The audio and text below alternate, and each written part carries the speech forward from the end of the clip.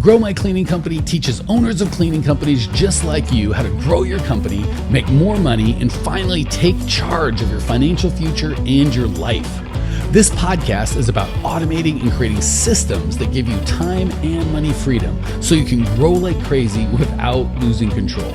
Since this is totally free, if you're getting tons of value, want to support us, and make sure that you get more of the good stuff, subscribe, rate, and review to this podcast today. Now, on to the show. Hey, Cleaning Nation, we are here.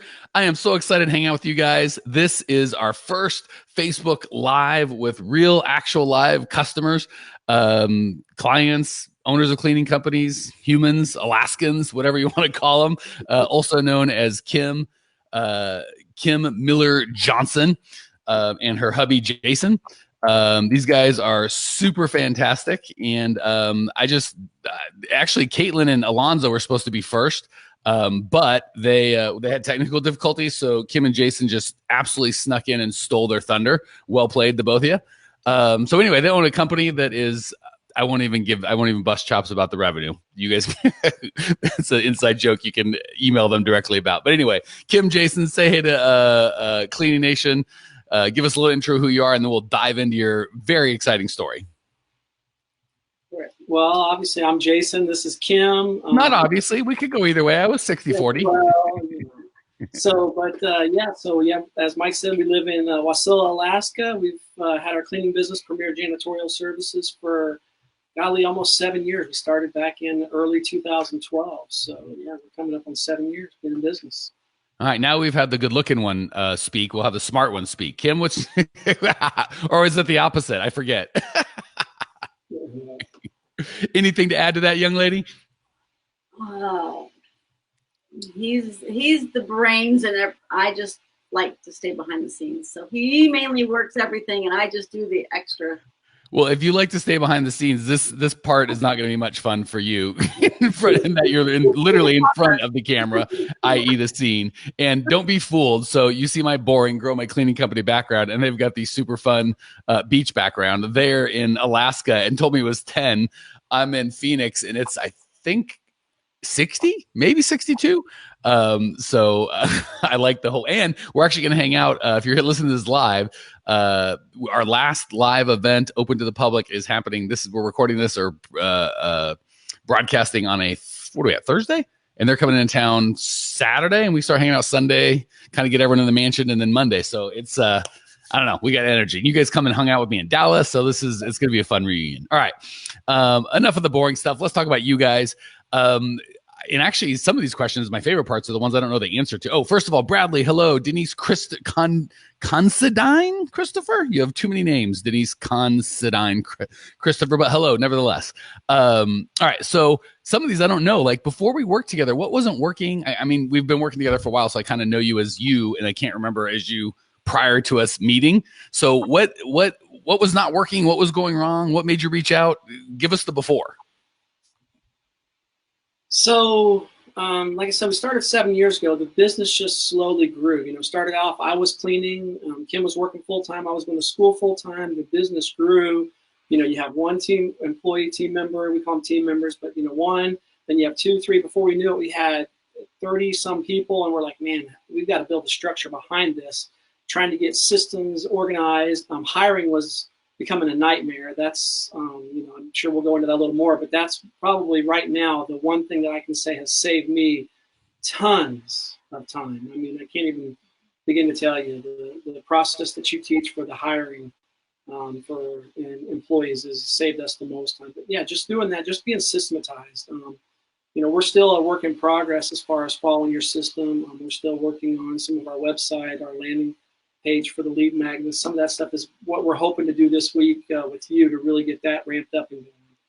So I would say just the overall having a business structure in place behind the business as opposed to just having a business. We're really working on trying to get out of the business instead of in it. And that's kind of where we needed to reach out to you because we had no idea really how to do that and what that was going to look like.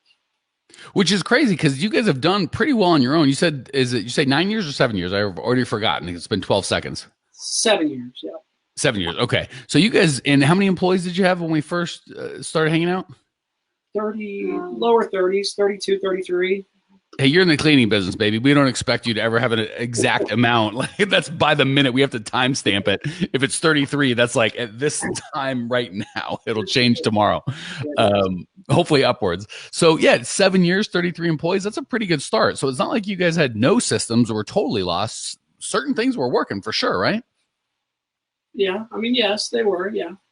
Okay, so give us what was, there's people out there like, I wouldn't mind going from 0 to 33 employees in 7 years. Give us the biggest thing you did right that you want to share with Cleaning Nation, and then the biggest thing you did wrong. We're like, oh my gosh, if we could go fix that, we would do. What would that be? Wow. So I think the biggest thing we did right is we tried to run the business on who we are and what our beliefs are. I mean, that was kind of our, you taught us that we run our business on the core values. And well, that's front and center now versus before we kind of were doing that in a way, just it wasn't known, that we weren't getting that out there, which is one of the things we wanted to do. Running the business on core values, which is the very first basis of what you teach. It lets people know who you are and what you're about. And then that's the kind of not only employees, but clients you want to attract. And we're still working on the client attraction piece, but that would be the thing that we were doing right, but yet now it's going to be even more prevalent now that we're working with you.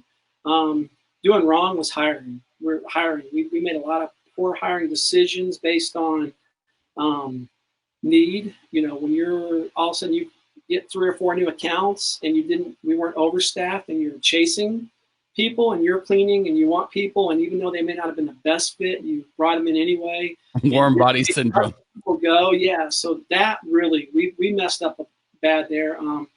Yeah, that would probably be the thing that I'd say we did the worst.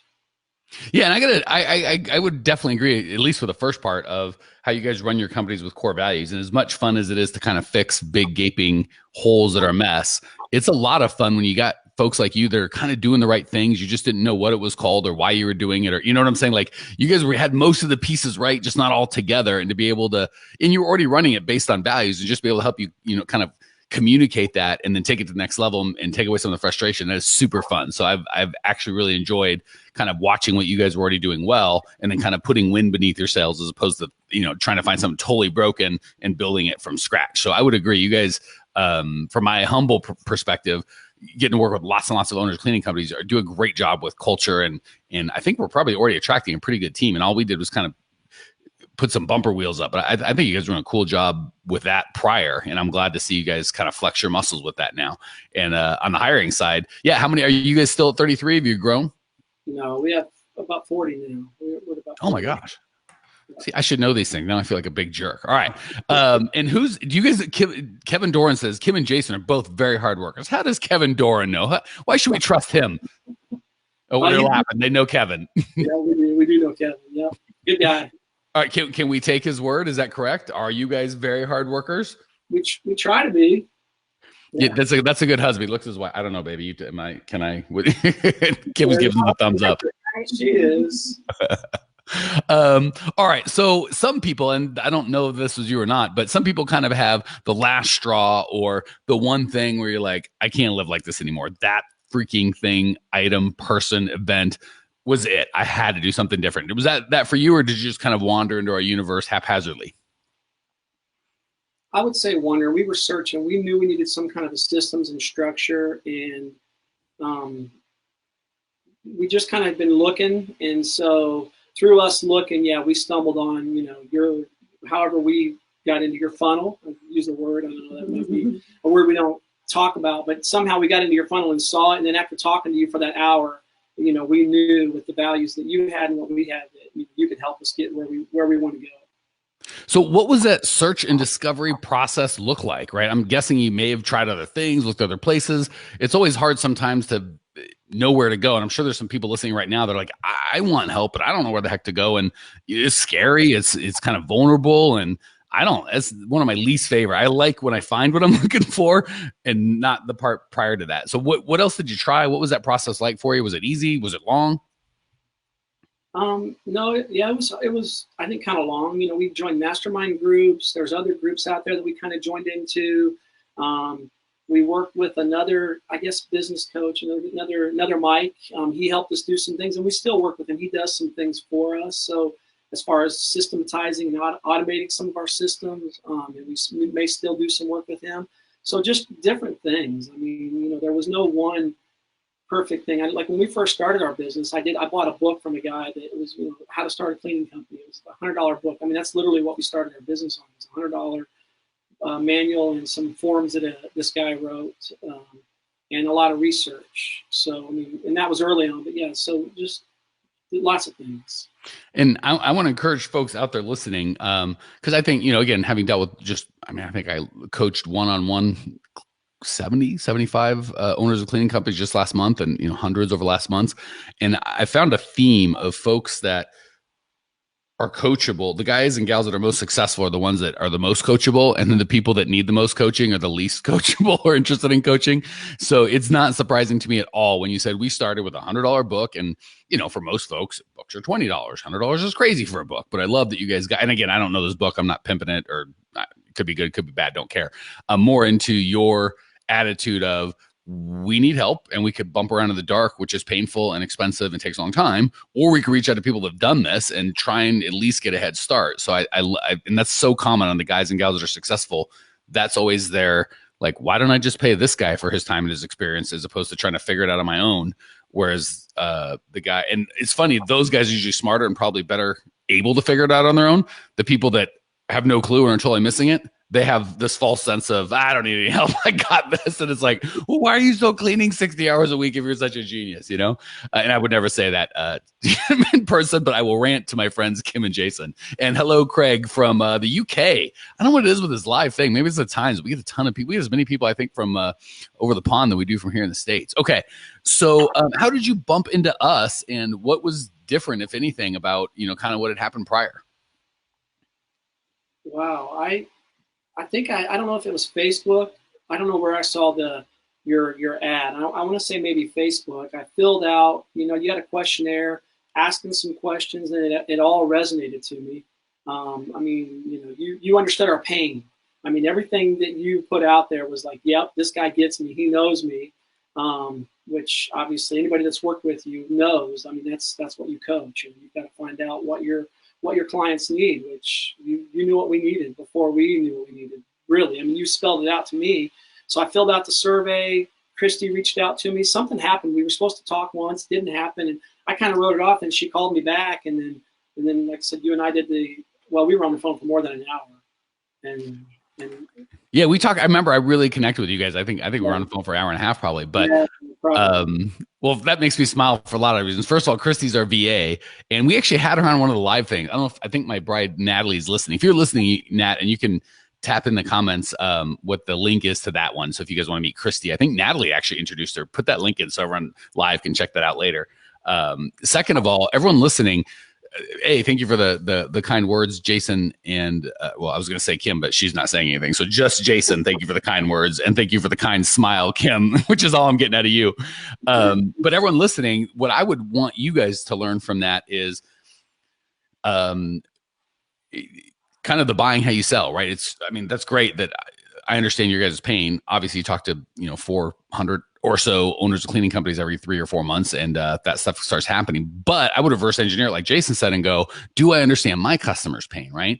And I'll tell you, having talked to enough of you guys, I'm not trying to call anyone specifically, but as a group, you guys, my bride says never. She's refusing. Well, screw you, woman. This is the woman I've married. I've chosen for my life. And publicly shaming me in front of everybody. I probably have it coming. But I would look at, how can I understand and then she does it. Yay, baby. All right. So if you want to meet my bride and our VA Christy that apparently Jason got to talk to, click on that link and you can check it out. But if you want to hang out with me, the big thing I would learn from what Jason just said, oh no, they're gone. Wait, hold on. I think they're coming back. They went to check out that other. I assumed you guys went to the link. You were more interested in that. No, I got mad at you and did a pause on you or something. Yeah, Natalie cut you off. She's like, "Screw you, man. I don't need this crap from you." And now she's threatening me in my sleep. All right, so here we are. We've come full circle. I don't know. Can you guys see the comments, Johnsons? No. Oh, okay.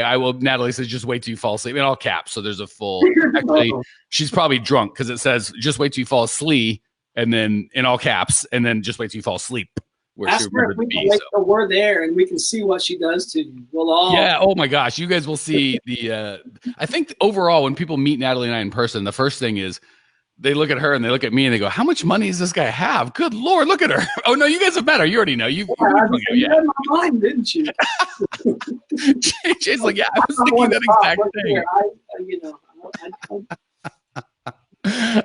With that, we were trying to say something that would bring some tiny bit of value to Cleaning Nation, and my wife has, from the other room with her caps lock on, derailed the everything. Oh yeah, knowing your customer's pain. So the good news is, I promise your competition sucks at this, unless you happen to live near the Johnsons in Alaska, in which case you have trouble. But for the rest of you guys listening, get to understand your customer's pain. You want to get where you can talk to them, and at least 2 or 3 times during a conversation, they go, "That's exactly it. That's exactly how I feel. How did you know?" You want to use the exact words that they use, and the only way you can do this is face to face, over and over, and really getting to know your customer's pain. So that would be the big takeaway I would look for from what Jason just said. So what was just so we can try and give some value to the folks listening, what was the first thing that we asked you to do that made the biggest impact? Maybe that you were scared of and it actually worked, or maybe you weren't scared, but just the easiest thing, the lowest hanging fruit, where you're like, I didn't have to do that much, massive difference. So we can kind of share with the world how you did that and how they can maybe do it. That was clearly implementing the core values, figuring out what they were, what we wanted to run the company by, and getting that out to the employees and saying, this is what we are, and this is how we want you to operate. So what did that process look like? Well, first of all, let's share your core values so everyone can know how awesome you are. Let's start there. Do what it takes, do what you say, help others, and have fun. All right, I'm typing that in the thing if I can. Hold on. I think I can do it. Do what it takes. Do what it takes. I think of anything less interesting than people watching me type. Do what it takes. What was the next? Do what you say. Do what you say. Help others. Help others. And have fun. Have fun. How do you not love that? All right. So anyone listening to that, you got to be just flatlined if that doesn't have a response. I'm okay with you going, these are idiots. I don't like any of that. That all sounds full of crap. God bless you. That's okay. You're welcome to that opinion. Or hopefully you're going, I want to work at a place like that. That sounds fantastic. But I can't imagine a scenario where people hear those 1, 2, 10 words, 12. I can't count. Those less than 15 words and have no thoughts, right? I really think that's going to create a response. And I love your core values. So thank you for sharing them. So that was the big thing, is once you learned how to communicate them. Oh, and another thing, Cleaning Nation, having done this a while, the big tell is when you say, hey, what are your core values? And they go, hold on. And they start shuffling papers and trying to go to their website and like looking for it. They do not have their core values. Kim, with no fear or hesitation. Have fun, help others, do what you say, do what it takes. For me, it's have fun, make money, be real, and help out. And I just love that about you guys, in that anyone can give me a bunch of money, go through a program and do zero work and get zero results. The fact that, whatever, it seems like it's been months since we worked together. However long you started, I would have said, what are your core values? You would have got, well, hold on, looked at Jason. Jason said, well, we like kind of, and you just had this whole explanation that wouldn't have really nailed it. And now with 12 words that you can say anytime to anyone, any point, you really have encapsulated kind of who you are and really welcomed in the people that are going to be a fit and pushed away the people that aren't. I love that. All right. Any other? Oh, so yeah, that was the question I was going to ask. Once you guys got those clarified and codified, how did you roll them out to the world to actually start getting value? Because that can be a really scary thing for people.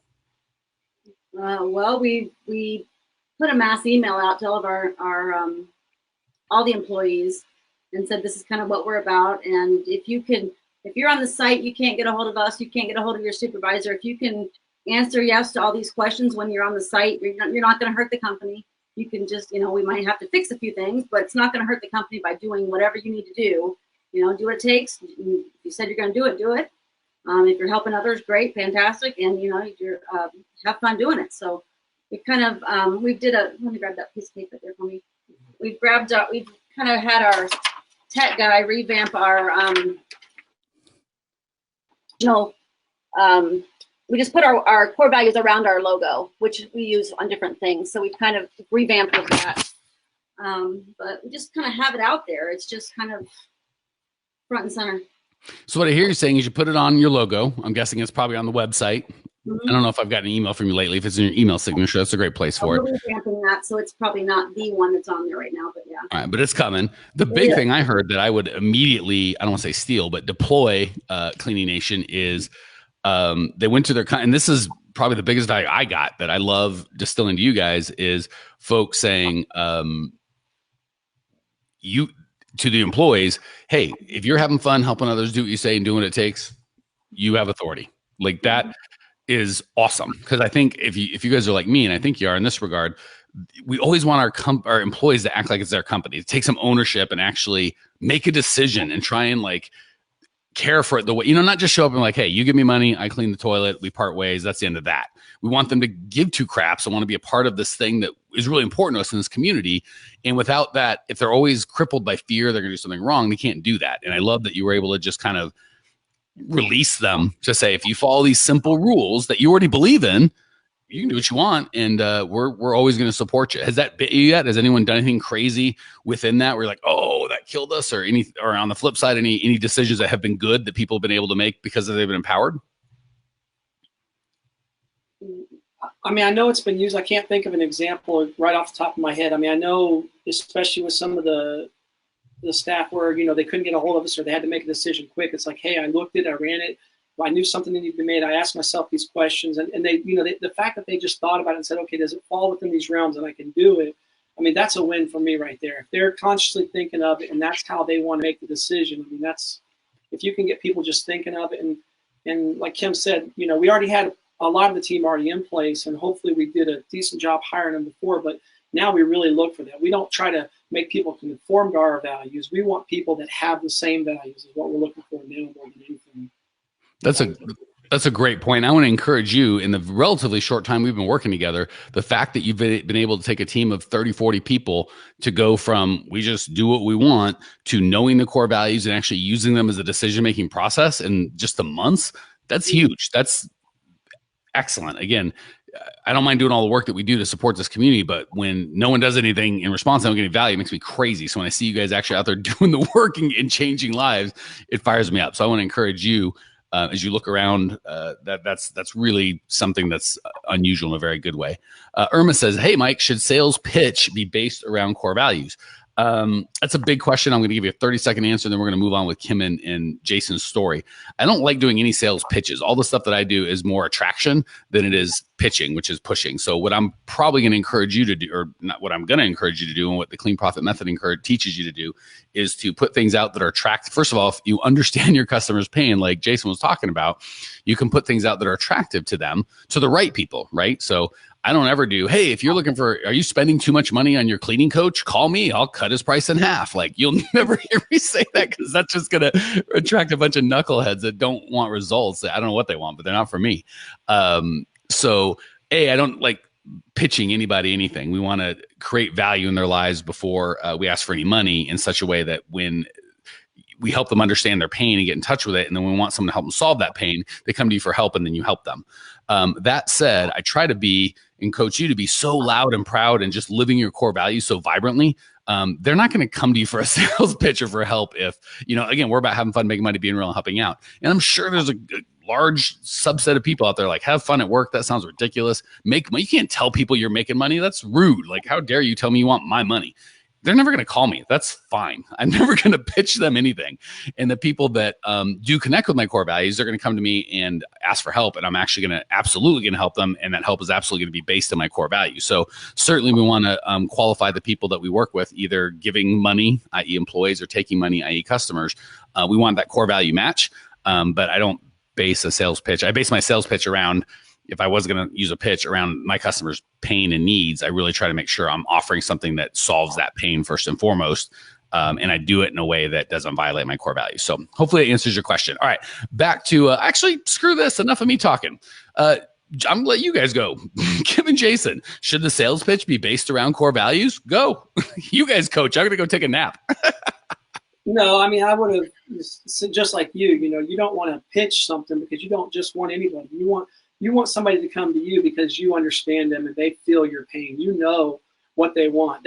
Sometimes they don't even know. When you tell them what they want, they're like, oh, you know what? That is the problem. I mean, the sales already. I mean, you didn't really sell anything. You just told them what they already knew, and it lets them know that you kind of understand them already. And it's, I mean, the attraction's there. So people, you don't have to be the cheapest. You don't have to undercut anybody. You can charge a fair price. I mean, obviously you're not going to gouge somebody, but you can charge a fair price, and they understand that you understand their wants and their needs. So you've already, the battle's already won, I think, when you can convey that.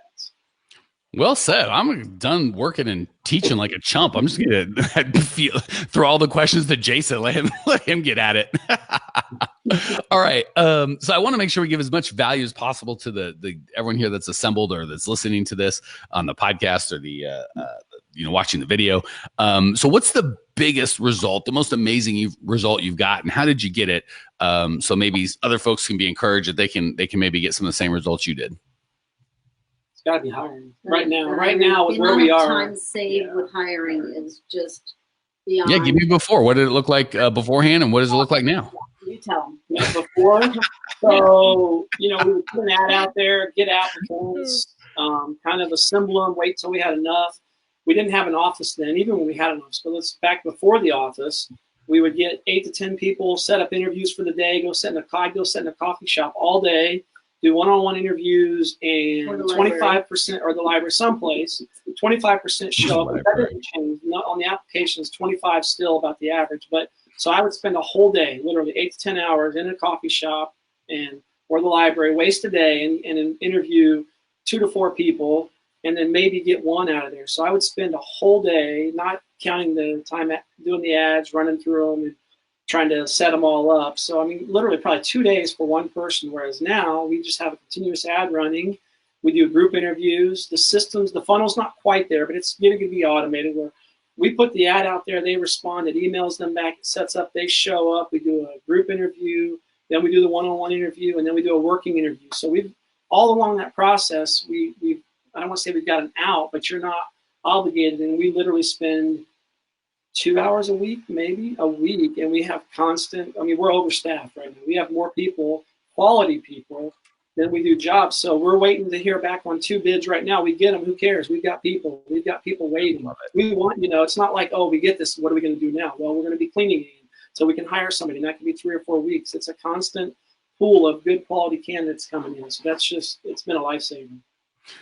I freaking love that. And I want to real quick just jump, and you're welcome, Irma. So Jason, you got your first thank you as a coach. Irma appreciates your coach. She says, thank you, Mike and Jason. I appreciate it. So I'll pass that along to you guys.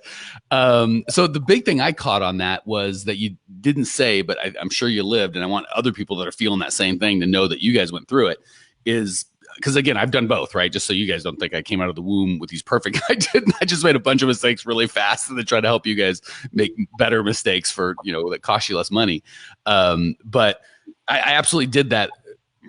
Treadmill is probably the best way I would describe it. Of I need people, and you get like 100 applications. And if I'm honest with you guys, I don't go through all 100. It's mind numbing. So I pick out 30, and then not because they're the best, just because they're the ones at the top, right? Or I just randomly go through them because I'm overwhelmed, and I set up all these appointments, and it's frustrating with at least you were smart enough to do them all the day. I'd be trying mixing and matching, and I'd have a week where I was trying to do a hire for one freaking job.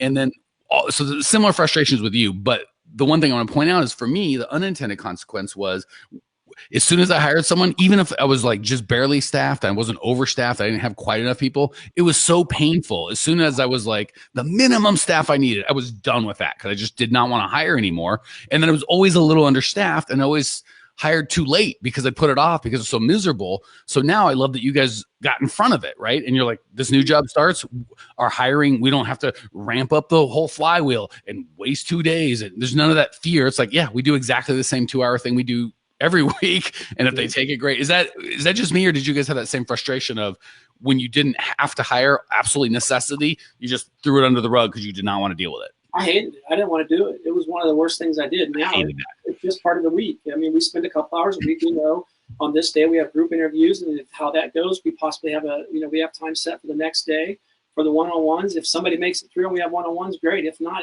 so we just cleared up an hour on our schedule the next day, or 2 hours, or how many people may have made it through. And then from there, we hand them off to our team leads to do the group or the actual working interview that are out there. 2 or 3 different people do a working interview for a week, and if they all say, hey, they're good, we get 2 or 3 different opinions, then they're a team member. If they're not a team member, and they've been with us for a week to 10 days before they're technically part of our team. It's been great.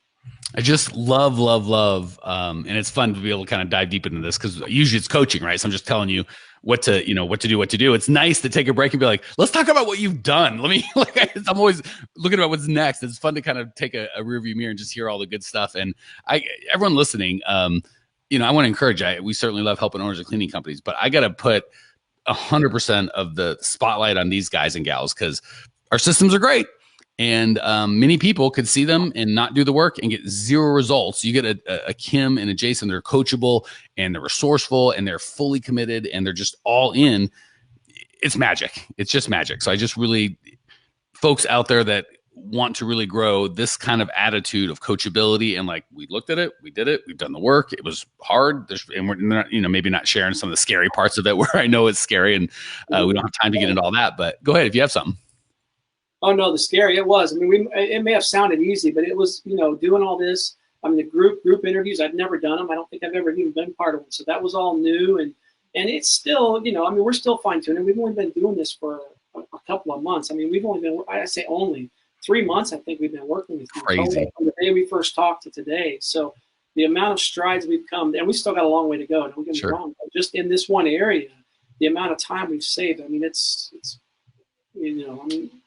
anybody that knows the value of time, going from having to spend a whole day wasted, granted, even though you only did it when you needed it and you were always chasing your tail, to having a system where you spend a set 2 hours a week on average, and you're not worrying about when you get more contracts because you have the people for it. It's just the peace of mind right there, and knowing that if somebody just quits, fine. So you're trained, you go over here and you pick up where they left off. I mean, it's the peace of mind is just it's amazing. I've been in that place where if the wrong guy or gal or God forbid 2 people quit, your week is ruined. Like maybe your month. It's just everything's shot, and it's just, I don't say hopeless or helpless, but it's vulnerable to say the least in terms of just like I have no control over this freaking thing, and these people that aren't super reliable or I don't say in charge, but just have so much influence over my business. It's terrifying. And I love that you guys have gotten to the point where that's not the case. I was going to say one more thing.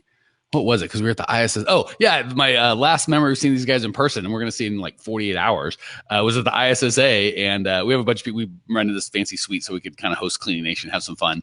And it was 10, 15 people that were hanging out. And I think I figures Jason or Kim were like, yeah, we just picked up 2 clients while we were here. And you guys had only been in Dallas for like 2 days. You're like, we're killing it. You want to brag a little on that before we close? I don't remember. Look how pained they look having to brag about how awesome they're. Like, do we have to tell them? Well, I don't even remember what they were, or who they were, or which ones. I mean, it's a constant. I mean, I don't, and I can't wait till we learn your the lead magnet and get that figured out. I'm totally excited to see how that finally plays out when we get that piece figured out. So what I'm hearing you say is, yeah, we get so many customers so often. I can't recall customers from 43 days ago. I don't know who they were. I remember what I did yesterday, Mike. So I'm supposed to remember like 3 months ago. You slept between now and then. All right.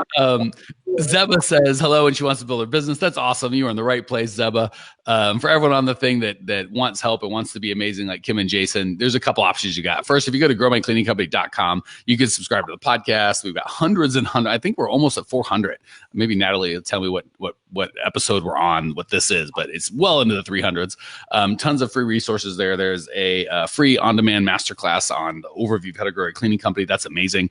If you are really committed and absolutely need help, you can go to growmycleaningcompany.com/talk. Maybe my bride, because I could talk, type, but then I'll have to stop talking, and it's awkward.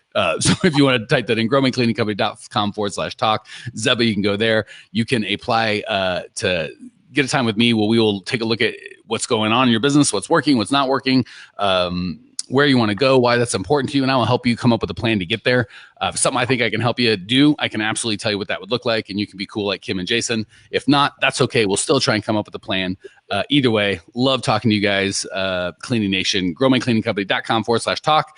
I'm going to let the better looking, better spoken folks end the broadcast. So Kim, Jason, you close us out. I'm going to hit end when you're done. Go for it. You go for it. Well, All right. So, well, I would just tell anybody, if you're even interested, make the call, talk to Mike. You'll know right away whether or not you're a fit. I mean, obviously everything's not for everybody, but I mean, we knew right away when like I said, we were on the phone for an hour and a half. You'll know. He understands it. He's lived it. He's done it. But I mean, it is hard work. Don't get me wrong. You're not just going to talk to Mike and have all these answers. I mean, I wish. you're not doing the work. You can have all the knowledge in the world, but if you don't put it to action, it's not going to do anything for you.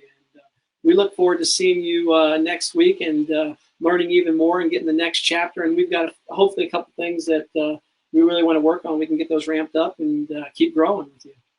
First of all, oh my gosh, that's like something I should tell you. So I'm such a liar. I'm like, okay, you guys close it out. And then okay, so here's what I'm going to do. I'm going to say one extra thing. And then Kim is going to get to close it out because she's said the least. So I've got 30 seconds and that'll give you time to figure out what you want to say, Kim.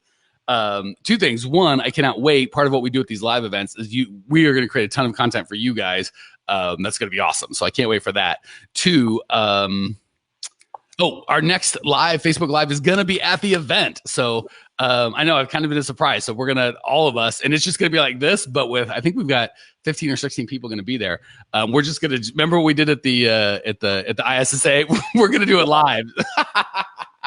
So I'm just going to give everyone a couple of minutes and let them share whatever they want to share. It's always fun. And so for once, I'll shut up and let the genius that is Cleaning Nation at the live event speak. So you guys will see Kim and Jason again on Tuesday. I think it's 10 a.m. We'll let you guys know when it is, but it's for sure Tuesday. It's going to be live at the live. I won't be in front of my little thing. We're going to be at the mansion. It's going to be all about these guys. It's going to be a freaking blast. All right. For real, Kim, you close this out and then I will shut up and hit stop. No, I just think everybody should, if they're struggling in their business, if they're just stressed and they just feel like, where's my time gone? What am I doing with my days? What is going on? Get in touch with Mike. Get him, just talk with him, and you'll be guided in a direction that you won't regret.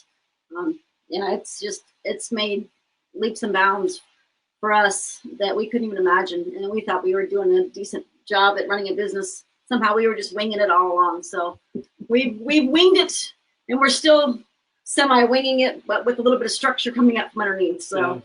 Yeah, you can't go wrong. Just giving you a call and talking with you and seeing where they can go. If I could say it better, I would, Kim, but I can't. So we're done. I'm going to shut up. Nice job, guys. I'll see you in a couple of days. Good to hang with the Cleaning Nation. We'll see you on Tuesday. Thanks for tuning in to today's show. If you're fired up, ready to grow, and want to see if you have what it takes to work with us at Grow My Cleaning Company, here's what I want you to do right now. Go to growmycleaningcompany.com/talk. That's growmycleaningcompany.com/talk to book an appointment to speak with me personally. I'm going to jump on the phone with you to get you crystal clear on where you are now, where you want to be, and how to get you there. Don't walk around in the dark any longer. If you are serious about growing your cleaning company, it's time to finally get the systems in place that you need to grow. We've helped hundreds of owners of cleaning companies not only grow their business and their personal freedom, but give back to their community as well. If that's what you're looking for, head over to growmycleaningcompany.com/talk and book a time to talk with me personally. I can't wait to get to know you and your business.